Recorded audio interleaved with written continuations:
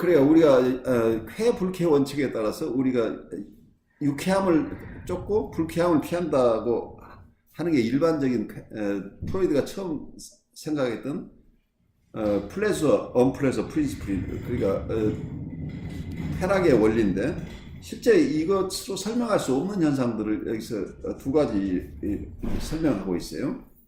그 외상신경증이라고 하는 게 트로마틱 뉴로시스라고 하는데, 외상신경증은 우리가 좀 쉽게 얘기를 하면 전쟁 공포증 같은, 전쟁 후유증으로 힘든 분들, 어디에서나 우리가 심리적인 질환을 앓는 분들 중에는 과거에 어린 시절에 힘든 유아신경증이나 이런 게 있는데, 나중에 환경이 나빠서 어떤 트리거링 인스턴트라고 보통 얘기를 하는 어떤 촉발 요인이 생겨서 결국은 발병하는 일들이 생기죠. 그래서 다 어쩌면 이 트리거링 인스턴트나 촉발 요인 자체도 트로마로 볼 수 있지만, 그렇지만 그건 원래 신경증 때문에 유아 신경증이 잠재되어 있던 것이 나오는 게 일반적인 신경증인데, 여기서 외상신경증이라고 하는 것은 그거하고 조금 다른 것. 전쟁터에 나가서 실제 그 과거에 자기의 어린 시절의 어떤 이슈하고 상관없이 실제 트라우마 때문에 그게 주원인이 됐다는 거예요. 그러니까 이건 지금 그 전쟁 그 경험을 한 그런 상황에서 프로이드가 쓰고 있는 겁니다. 그렇죠. 그런 전쟁신경증만이 아니라 이제 실제 개인적인으로 이제 트라우마가 경험한 사람들 꽤 있잖아요. 그렇겠죠.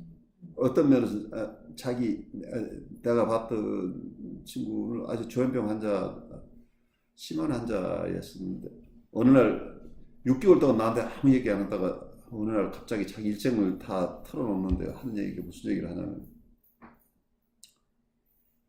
자기가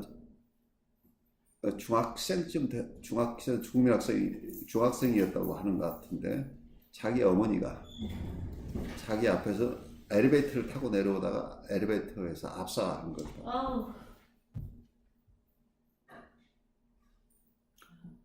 이런 트로마가 숨겨져 있는 경우죠. 근데 이런 경우에는 이 트로마 자체가 과거의 어떤 어린 시절에 이런 것하고 상관없이 엄청난 장애를 일으키죠. 근데 이제 이분을 다 알 수는 없어요. 이제 그거 자체도 사실인지 아닌지 내가 알 수 없지만, 만약에 그런 사태가 있었다고 한다면 이 사람은 뭐 조현병이다 아니다를 떠나서 PTSD로 고생할 거예요. PTSD라는 게 포스트 트로마틱 스트레스 디소더라고 그러죠. 외상 후유증이죠. 외상 후유증 증상으로 굉장히 말하면 세월호 부모 같은 경우 이런 것들이죠. 이런 현상들, 세월호에 아이를 잃어버린 부모들이 얼마나 힘드시겠어요. 이제 이런 외상 후유증 같은 것들이, 과거에는 외상신경증이라는 게 트로마틱 뉴로시스라는 이 개념이 있었는데, 현대 질병 분류에서는 이제 이런 것들이 아까 PTSD 같은데 이런 것이 들어가 있죠. 근데 이런 현상을 설명하기가 굉장히 힘들었다는. 왜냐하면 이런 트로마틱한 상황이면, 아까 내가 만났던 그 환자 같으면, 그건 내가 직접 환자로 본 게 아니고 그냥 내가 훈련하는 과정 속에서 나는 정신적으로 아주 힘든 분들이 모이는 장소들이 있어요. 뉴욕의 곳곳에 지역에 따라서 거기서는 클럽 하우스 비슷하게 그 사람들끼리 모여서 같이 담소도 하고, 뭐 그 사람은 담소도 좀 어렵긴 하지만 어쨌든 거기에 사교 클럽 비슷해요. 그분들 힘든 사람들이 거기에 등록하고 와서 거기에 쉬다가 거기서 점심도 먹고 가고, 그리고 거기서 또 프로그램 등 실행들에서 어떤 프로그램에 가서 교육도 받고. 그런데 거기에서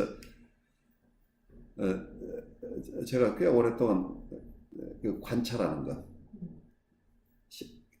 심리적으로 어려운 분들을 실제 observation 하는 이제 그런 훈련들을 좀 했었는데, 그때 만났던 분인데, 항상 아무 소리 않고 있다가 어느 날 내가 계속 주시만 하다가 언제 이분이 신문을 읽고 있는데, 그 신문 내용을 보면서 무슨 그때 스포츠 기사가 안 났나 그 스포츠에 대해 잠깐 얘기를 했더니 그때 그 얘기 이 사람이 말문이 터지면서 갑자기 자기 얘기를 쏟아놓는데 자기 일정에 있었던 모든 얘기를 압축해서 얘기를 하는 거예요. 근데 그때만 내가 훈련이 아직은 충분하지 않았기 때문에 이런 얘기가 너무 갑자기 나올 때는 이거 스탑시켜야 되는데 그냥 조금 그대로 들어주었는데 그 뒤에 그 다음 주일에 그 사람 만났더니 enough is enough 그러더라고. 그러니까 이분이 그 트라우마틱한 것을 다시 경험한 거 너무 힘드니까 나하고 다시 더 얘기 안 하겠다는 거예요. 그래서 이제 이런 분들은 자극이 너무 많으면 안 된다는 게 그런 거죠. 저도 훈련 과정이라 그걸 이 사람을 적절하게 대하지 못했는데 이런 얘기가 나올 때는 조금 스탑시켜서 다른 얘기로 해서 너무 깊어지지 않도록 그래서 천천히 이게 흘러나오도록 돼야 되는데 그 과정을 잘 도와주지 못한 거죠. 그래서 이분들이 이런 트라우마를 경험했으면 보통 쾌 불쾌 원리에 의한다면 그 생각은 안 해야 되잖아요. 그렇죠. 꿈에도 드러나면 안 되잖아. 근데 이분들은 그게 자꾸 플래시백 해서 자꾸 생각이 나고 또 거기에다가 꿈속에서도 그 장면을 자꾸 되돌아간다는 얘기예요. 그래 이건 이것을 쾌 불쾌 원칙으로는 설명 못 해낸다는 얘기예요. 근데 그렇게 얘기를 하면서 좀 그 긴장이 풀어지지 않나요? 어떤 그 트라우마 같은 근데 이제 결국은 그 표현하는 게 좋은데 일시적으로 한꺼번에 쏟아지면 안 된다. 오버힐입니다. 그러니까 압도되는 이런 경험은 안 된다는 거예요. 한꺼번에 쏟아내면 안 된다. 그리고 그렇게 저기 하면은 다 자기 걸 다 쏟아내면 그 다음에는 딱 스탑하더라고요. 스탑해버려요. 예, 스탑해고 더 이상 그러니까 피하더라고요. 일반적으로 그 상담에서 꼭 배우셔야 될 게 그게 처음 만났을 때 아직 증상이 심하지 않은 분도 한꺼번에 부끄러운 얘기를 너무 많이 하고 나면 그게 안 나오거든요. 안 나오죠. 처음에 와가지고 뭐 이야기를 좀 하다가 자기 이야기를 다 쏟아놓고 뭐 자기 딸 이야기 뭐 다 해놓고는 그다음에는 안 오죠. 그런 그때 근데 저도 그 훈련 과정에서 그런 걸 경험을 했는데 우리 특히 그룹 지도하는 사람 아주 조심해야 되는 게 그룹에서 이 현상이 날 때 굉장히 이분들 보호해 줘야 되는데 그걸 보호하지 못하면은 오히려 그걸 격리하는 차원을 가버리게 되면은 이분들이 그때 엄청난 거 쏟아놓고 나서 그 뒤에 수치감 같은 건 수치감뿐만이 아니고 어떤 분들은 심한 신체화 현상이 나는 거예요. 그래서 그 엄청난 데미지를 받을 수 있어요. 그러니 얼마나 힘들어요. 그게 그 과정이 말하면서도 생각 안 나는 것도 또 생각나고 그렇죠. 연상이 되고 근데 왜 이런 얘기들을 계속 하게 되느냐 하면 어떤 면에서는 이 사람은 그걸 쾌불쾌 원칙보다 이게 죽음 본능의 영향이라는 얘기예요. 그래서 죽음 본능이라는 것을 지금 도입하는 왜 반복해서 그 지점에 가느냐 거기서 그 갈등이 해결되지 않았기 때문에 그러니까 그걸 메스트하고 싶은 거죠. 어떤 그렇죠. 그거를 극복하고 싶은 거죠. 극복하고 싶은 욕구가 끊임없이 그거를 있는데 해결하고 싶은 거죠. 해결하고 그러니까 계속 맺힌 대로 되돌아가는 거죠. 이제 그런 현상 그리고 또 이런 반복 그 컴펄션 투 리피트라고 반복 강박적으로 반복 그러니까 꿈에도 계속 나타나서 다시 자기가 프로세스하고 싶은 건 어떻게든 그때는 압도당해서 꼼짝을 못했지만 심리적으로 이걸 극복해내고 싶은 욕구가 있는 거죠. 또 하나에는 프로이드가 자기 손자를 봤는데 아주 1살 반 아이가 자기 엄마가 자리를 비웠는데 아이가 안 울고 나무 실패를 가지고 저쪽으로 던져놓고 거기에 줄이 달려있는데 그 줄을 당겨서 그 실패가 돌아올 때까지 기다렸다가 또 좀 있으면 다시 실패를 내던지고 다시 끌어오고 이걸 반복하더라. 이게 놀이라는 거예요. 근데 이 놀이를 프로이드가 보니까 이 놀이에 의미가 있어 보이더라고요. 이 어머니의 상실이잖아요. 어머니가 상실했는데 자기가 어머니를 다시 되살려 오는 거죠. 그래서 이 트라우마틱한 것을 자기가 극복해내고 있잖아요. 자기의 상실을 회복하는 이거 심리적으로 잃어버리는 엄마를 다시 찾아오는 과정을 계속 그렇게 해석을 하는구나. 그렇게 그냥 가지고 노는 걸로. 그러면서 또 한편에서는 던짐으로써 어머니에 대한 공격성 화도 내고 그렇지만 또 어머니를 찾으니까 자기 프레스가 돌아오잖아요. 그래서 심리적으로 이걸 그렇게 그런 속으로 이제 그렇게 해석을 하는. 그렇게 해석을 하면서 이 쾌락을리로만 설명할 수 없는 현상들을 지금 소개하고 있어요. 프로이드가. 그러니까 이런 것들을 통해서 이제 쾌락원리로만 설명할 수 없는 다른 원인이 있지 않느냐라는 걸 자꾸 이론해 나가는 과정에서 궁극적으로는 이게 이제 데스 인스팅트라는 개념으로까지 가죠.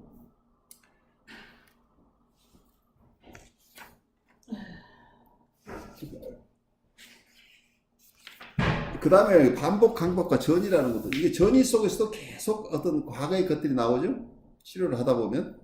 그렇죠. 계속 나와요. 네. 똑같은 이야기 계속해요. 그러니까는 그거를 견디지를 못해. 상담 그러니까 상담을 하는데 그거를 견디지 못하겠더라고요. 그게서 이 훈련이 어렵다는 그게 역전이 어렵다는 얘기예요. 근데 상담에 오시는 건 저도 지겹도록 몇 년 똑같은 얘기 들었어요. 똑같은 이야기를. 근데 특히 조현병 환자들은 굉장히 심해요. 그게. 그러니까 그게 해결이 되지 않았기 때문에 그렇죠. 계속 하는 거죠. 계속 가는 거죠.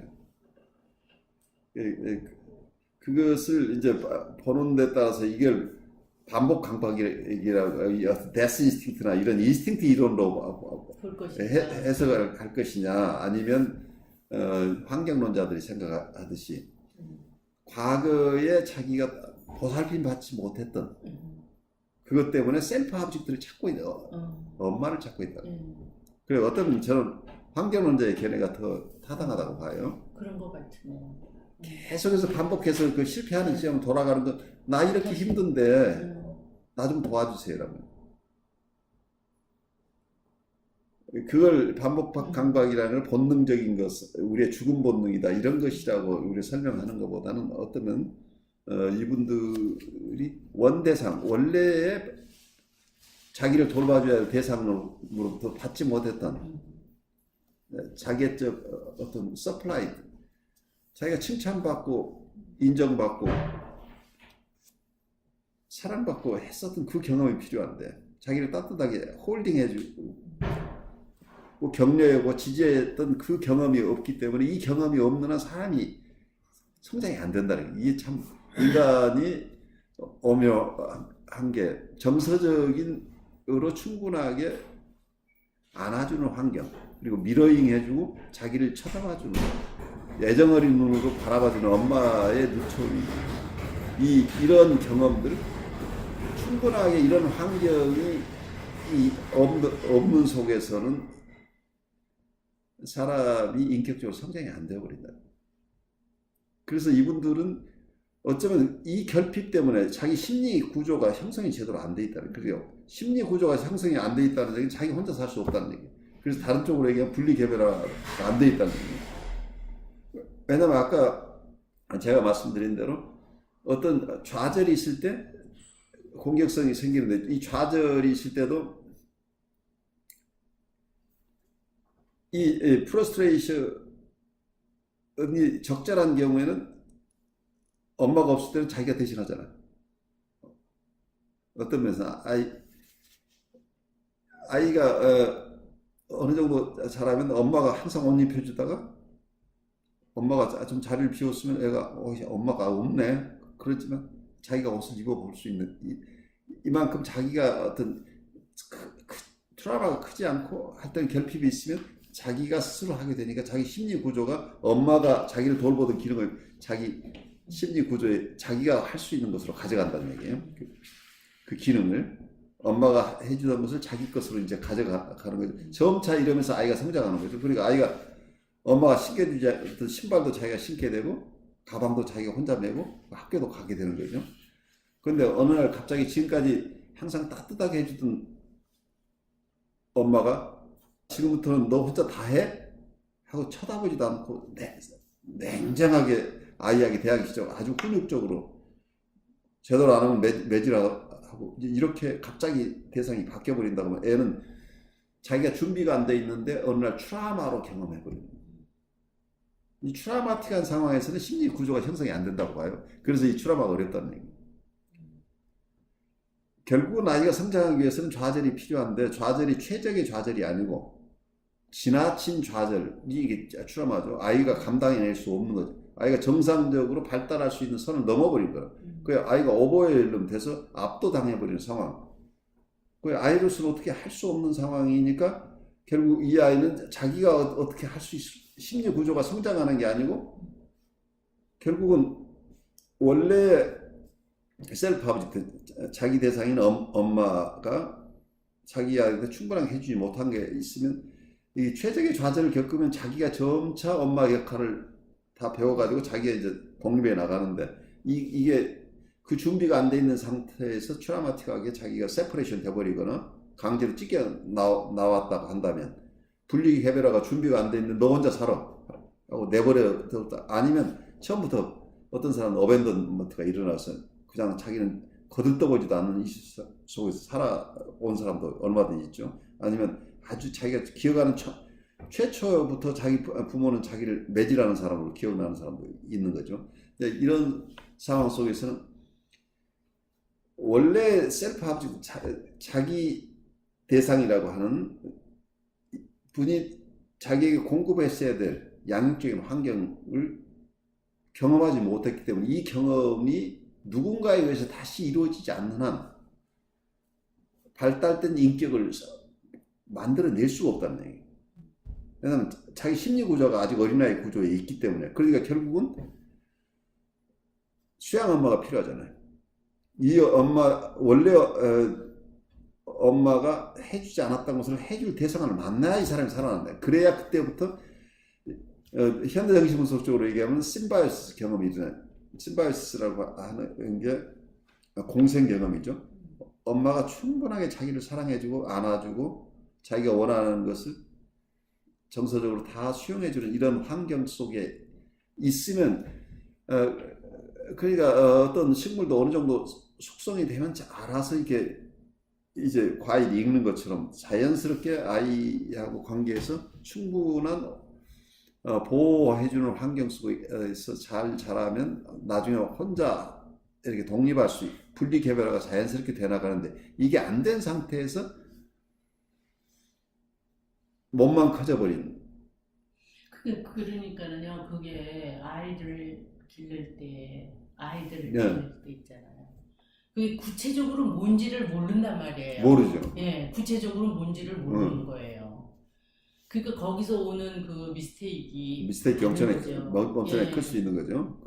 그래서 지금 이야기를 하는 거는 그냥 그러니까 적당한 좌절도 필요하다. 그렇게 이야기하면 그게 구체적으로 뭐를 말하는 건지 그걸 알 수 없는 거예요. 그게 알 수 없는데 그래도 과거에는 보통 양육을 어떻게 했냐면 공동 양육을 했잖아요. 그렇죠. 공동 양육을 하니까는 뭐 할머니들은 야 놔둬라 저절로 큰다 그러면서 보호해주는 그런. 그러니까 엄마가 실패하는 집에서 할머니가 대신 그렇죠. 도와주고. 예, 그런 게 있죠. 그러니까 코웃이 봤던 것도 그런 거예요. 집안에서 1차적인 자기 대상이 실패하는 경우에 만약에 어머니가 실패하면 아버지라도 제대로 하는 사람이 있으면 애가 괜찮다는 얘기예요. 아니면 할머니라도 누군가가 어머니 대신 그 기능을 해줄 수 있는 사람이 있으면 괜찮은데 이게 다 없이 자기가 기대했던 대상한테 다시 버림받은 케이스들이에요. 그러니까 코웃에 우리가 지난 학기에 공부할 때 그 미스터 Z라는 케이스가 그거죠. 엄마가 제대로 안 해줘서 아빠한테 아빠가 자기를 보여줄 것으로 알고 아빠에게 정을 붙이려고 하는데 아빠도 결국 자기를 실패해버리니까 이 사람이 굉장히 이제 힘들었다는 얘기가 이제 그런 건데, 그래서 이 원 가족 안에서 이게 해결이 안 됐으면은 보통 임상적인 현상으로 보면 너무도 흔해요.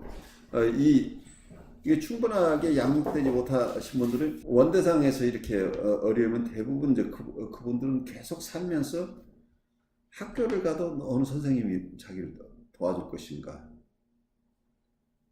친구들 가는데 힘 있는 애 보면은 엄마 대상, 엄마 노릇을 할 수 있는, 그러니까 누군가가 자기를 보호해줄 대상, 보여줄 사람을 찾는 거예요. 이 계속 찾는데 교회에 가도 그렇게 찾게 되고, 그래서 어떤 지역사회에서도 그렇고 어쨌든 어디를 가도 자기 엄마 돌봐줄 사람을 찾아요. 자기를 그런 사람이 있어요. 정서적으로 자기가 의지를 할 만한 대상을 꼭 찾는데, 맞아요. 문제는 셀프 아브젝트라는 건 자기 대상에는 얼마나 힘들냐. 그 역할이 처음에는 누구든 좀 도와주려고 그래요. 그렇죠. 예.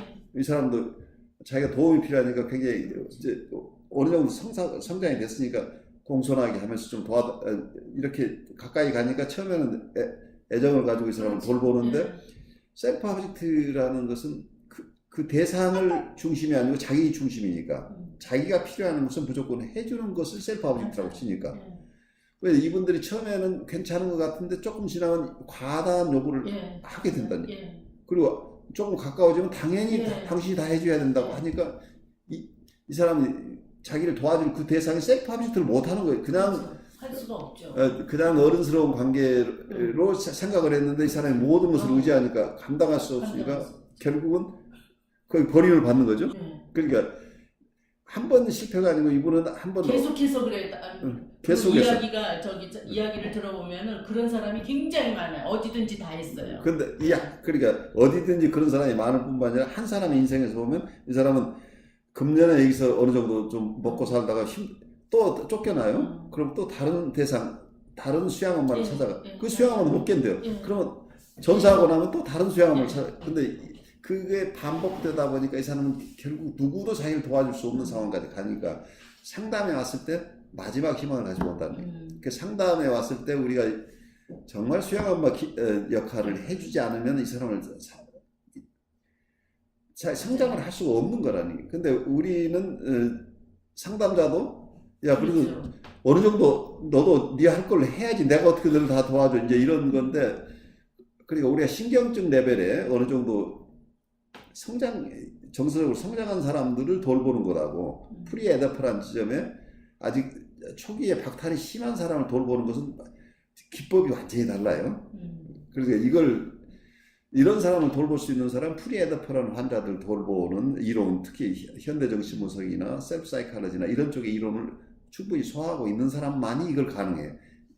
고전적인 정신분석 이론만 가지고는 안 된다는. 고전적인 정신분석 이론은 그런 사람은 할 수 없대요. 그런 사람은 치료가 안 된다고 봐버리니까. 그래서 그만큼 어려운데, 이제 이런 것을 어쩌면 프로이드식으로 보면 반복 강박에서 온다고 얘기를 할 수 있겠지만, 어떤 다른 쪽의 견해에서 본다면 어린 시절의 결핍 때문에 오는 현상이라고 그래서 환경에서 온다고 보는 것하고 본능에서 온다고 보는 것은, 보는 것에 따라서 이 사람을 이해하는 데 큰 차이가 있을 수 있겠죠.